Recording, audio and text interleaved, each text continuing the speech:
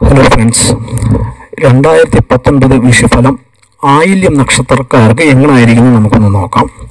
അതിനു മുമ്പ് ആദ്യമായിട്ടാണ് നിങ്ങൾ ഈ ചാനൽ കാണുകയെന്നുണ്ടെങ്കിൽ ഈ ചാനൽ ഒന്ന് സബ്സ്ക്രൈബ് ചെയ്യണേ. ഈ താഴെ കാണിച്ചിട്ടുള്ള ആ ചുമന്ന അക്ഷരത്തിലുള്ള സബ്സ്ക്രൈബ് എന്ന് പറഞ്ഞുള്ള ബട്ടൺ ഒന്ന് ക്ലിക്ക് ചെയ്താൽ മതി. എന്നിട്ട് അതിൻ്റെ തൊട്ടടുത്തുള്ള ബെല്ലൈക്കണും കൂടെ ഒന്ന് ക്ലിക്ക് ചെയ്യുകയാണെന്നുണ്ടെങ്കിൽ ഇടുന്ന വീഡിയോസിൻ്റെ നോട്ടിഫിക്കേഷൻ കണ്ടിന്യൂസ് ആയിട്ട് ലഭിക്കുന്നതായിരിക്കും.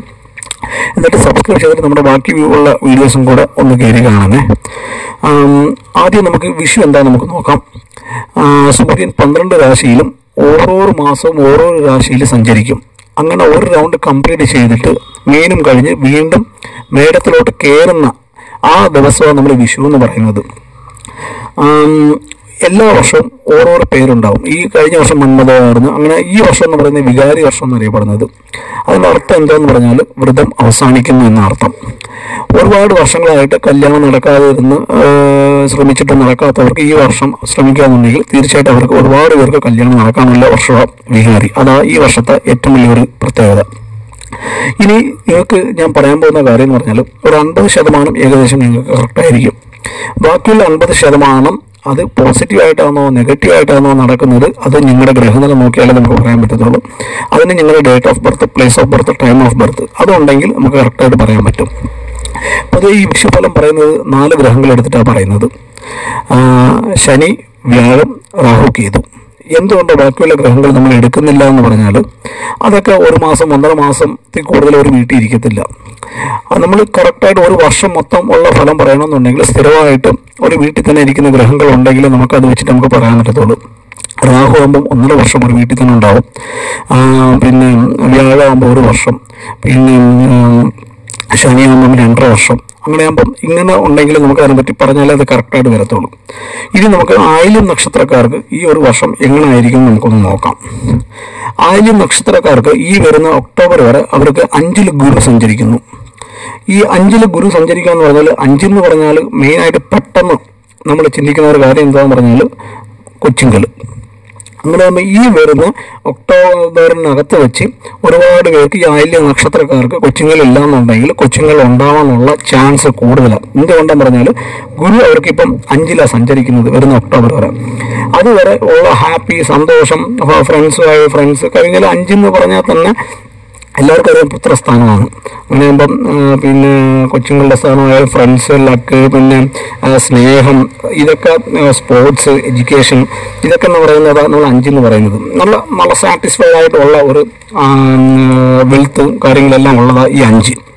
അങ്ങനെയാകുമ്പം ഈ വരുന്ന ഒക്ടോബർ വരെ ഇവർക്ക് നല്ല കംഫർട്ടായിരിക്കും. പിന്നെ ഹസ്ബൻഡ് സൈഡിൽ നിന്ന് വരുന്ന പ്രോപ്പർട്ടി, ഇല്ലെങ്കിൽ വൈഫിൻ്റെ സൈഡിൽ നിന്ന് വരുന്ന പ്രോപ്പർട്ടി, ഇതെല്ലാം നല്ല ഈ വരുന്ന ഒക്ടോബർ വരെ ഇവർക്ക് തീർച്ചയായിട്ടും നല്ല രീതിയിലായിരിക്കും. പിന്നെ മറ്റേ നമ്മൾ ക്ഷേത്രങ്ങളിലേക്ക് പോകാനുള്ള ആ വിശ്വാസങ്ങളും നമുക്ക് ഈ ഇതിനകത്ത് കൂടും. പിന്നെ ചില ആൾക്കാർക്കെന്ന് പറഞ്ഞാൽ ഈ പറയുന്ന 5ാം സ്ഥാനം എന്ന് പറയുന്നത് പെണ്ണുങ്ങളാണെന്നുണ്ടെങ്കിൽ ആയില്യം നക്ഷത്രക്കാർക്ക് അവർക്ക് ഈ അബോർഷൻ ഈ ടൈമുണ്ട്. അങ്ങനെയുള്ള ഒരുപാട് വർഷങ്ങളായിട്ട് ഈ അബോർഷൻ ആയിക്കൊണ്ടിരിക്കുകയെന്നുണ്ടെങ്കിൽ അവർക്കും കൊച്ചുങ്ങൾ ഉണ്ടാകാനുള്ള ഒരു ചാൻസ് കൂടുതലാണ് ഈ 5ൽ. ഇവർക്കുള്ള പിന്നെ ദോഷം എന്താണെന്ന് പറയാമെന്നുണ്ടെങ്കിൽ 12ൽ രാഹു നിൽപ്പുണ്ട്. 12ൽ രാഹുവും ഇവർക്ക് പിന്നെ 6ൽ കേതുവും ശനിയും കൂടെ നിൽക്കുന്നുണ്ട്. ഈ 12ൽ രാഹു നിൽക്കുന്നത് ഇച്ചിരി ദോഷമാണ്. എന്തുകൊണ്ടെന്ന് പറഞ്ഞാൽ 12 എന്ന് പറയുന്നത് നല്ലൊരു സ്ഥാനമല്ല അത്. പക്ഷെ തിരിച്ച് 6ൽ ശനിയും കേതുവും നിൽക്കുന്നത് നല്ലതാണ്. എന്തുകൊണ്ടാന്ന് പറഞ്ഞാൽ 6 എന്ന് പറയുന്നത് ഒരു നല്ലൊരു സ്ഥാനമല്ല. അങ്ങനെ ഈ 12 എന്ന് പറയുന്നത് നമുക്ക് നഷ്ടം, പൈസ നഷ്ടം, നമുക്ക് ഇതെല്ലാം എന്ന് പറയുന്നത് ഈ 12. അങ്ങനെയാകുമ്പോൾ മൊത്തത്തിൽ 12 എടുക്കുകയെന്നുണ്ടെങ്കിൽ ലോസ്. അത് എന്തായാലും ഇൻക്രീസ് ചെയ്യും ഈ രാഹു. പക്ഷെ അതിലും 1-2 നല്ല ഗുണങ്ങളുണ്ട്. ഗുണങ്ങൾ എന്താണെന്ന് പറഞ്ഞു കഴിഞ്ഞാൽ നല്ല ഉറക്കം കിട്ടും, സ്ലീപ്പിംഗ് ബെനിഫിറ്റ്സ് ഉള്ള ഇതും ഈ 12 തന്നെ, അതും കൂടെ ഇൻക്രീസ് ചെയ്യും. പിന്നെ വിദേശത്ത് പോയി ജോലി ചെയ്യുക, അതും 12 തന്നെ. അങ്ങനെ ഇപ്പം അതും ശ്രമിക്കുന്നവർക്കാണെന്നുണ്ടെങ്കിൽ ഈ വിദേശത്ത് പോയി നിന്ന് ജോലി ചെയ്യാനും അവിടെ ശ്രമിക്കുന്നവർക്കും അതും കൂടെ ഇൻക്രീസ് ചെയ്യും. പിന്നെ വൈഫിൻ്റെ ആരോഗ്യം, അതും ഈ 12 വരുന്നത്, അതും കൂടെ കയറി അങ്ങ് ഇൻക്രീസ് ചെയ്യും. അങ്ങനെയാകുമ്പം ഈ പറയുന്ന നല്ല കാര്യങ്ങൾ വളരെ കുറച്ചേ ഉള്ളൂ ഈ 12. പക്ഷേ ചീത്തയായിട്ടുള്ള കാര്യങ്ങളായിരിക്കും കൂടുതലും. പൈസ നഷ്ടം, നമ്മളെ ആവശ്യമില്ലാതെ അങ്ങോട്ടും ഇങ്ങോട്ടും കിടന്ന് നടക്കുക, ഒരുപാട് വിഷമങ്ങൾ കൂടിയാലും ഒന്ന് രണ്ട് നല്ല കാര്യങ്ങളെന്ന് പറയുന്നത് ഞാൻ പറഞ്ഞിട്ടുണ്ട്. ഇങ്ങനെ വിദേശത്ത് പോകാൻ ശ്രമിക്കുന്നവരാണെങ്കിൽ അവർക്ക് നടക്കും. വിദേശത്ത് നല്ലൊരു ജോലി കിട്ടും, അവർക്ക് നല്ല വർക്കും കിട്ടും. പിന്നെ പൈസ ഇൻവെസ്റ്റ് ചെയ്യുന്നതും ഈ 12 അങ്ങനെയുള്ള ചില കാര്യങ്ങളൊക്കെ ഇൻക്രീസ് ചെയ്യും, പക്ഷെ ബാക്കിയെല്ലാം ഡിക്രീസ് ചെയ്യും. പിന്നെ കേതു 6 നിൽക്കുന്നുണ്ട്. 6 എന്ന് പറയുന്നത് പെട്ടെന്ന് നമ്മൾ ഓർത്തെടുക്കാന്നുള്ള ഒരു ഇതെന്താന്ന് പറഞ്ഞാൽ നമ്മുടെ ശത്രു, പിന്നെ നമ്മുടെ അസുഖം, പിന്നെ ഇത് രണ്ടുമാണ് മെയിനായിട്ട് ഉദ്ദേശിക്കുന്നത്. പിന്നെ നഷ്ടം, കടം, ഇതൊക്കെ എന്ന് പറയുന്ന കേതു അങ്ങ് ഡിക്രീസ് ചെയ്യും. അങ്ങനെയാകുമ്പോൾ അതൊക്കെ നമുക്ക് കുറഞ്ഞു കിട്ടും. അത് നമുക്ക് ഒരുവിധം നല്ലതാണ്. പിന്നെ ശനിയും കൂടെ നിൽക്കുന്നതുകൊണ്ടാണ്ട് ഈ അസുഖങ്ങളൊക്കെ ചെറിയ രീതിയിൽ നിങ്ങൾക്ക് വരാനും, ചെറിയ രീതിയിൽ ആൾക്കാരായിട്ട് ശത്രുത ഉണ്ടാവാനും, പിന്നെ അവരുടെ ബ്രദേഴ്സും സിസ്റ്റേഴ്സുമായിട്ട് എന്തെങ്കിലും ഒരു ചെറിയ രീതിയിൽ ഇഷ്യൂ, അത് ശനി മാത്രമേ ഉണ്ടാക്കത്തുള്ളൂ. അതിലോട്ട് ഈ വരുന്ന ഒക്ടോബർ ആകുമ്പം വ്യാഴം വരും. വ്യാഴം വന്നു കഴിഞ്ഞാൽ ഈ രീതിയിലുള്ള നെഗറ്റീവായിട്ടുള്ള കാര്യങ്ങൾ അതങ്ങ് നിൽക്കും. അതുവരെ ഈ ഒക്ടോബർ വരെ ഒരു ചെറിയ രീതിയിലുള്ള ശനിയെ കൊണ്ടുള്ള തൊഴിൽ രീതിയായിട്ടുള്ള ഒരു ബുദ്ധിമുട്ട് ഈ വരുന്ന ഒക്ടോബർ വരെ നിങ്ങൾക്ക് ഉണ്ടാവും. അത് കഴിഞ്ഞിട്ട് നിങ്ങൾ ജോലിയുടെ കാര്യത്തിലായാലും ഗുരു വന്നു കഴിഞ്ഞാൽ നിങ്ങൾക്ക് നല്ല രീതിയിൽ ഉയർച്ച ഉണ്ടാവും.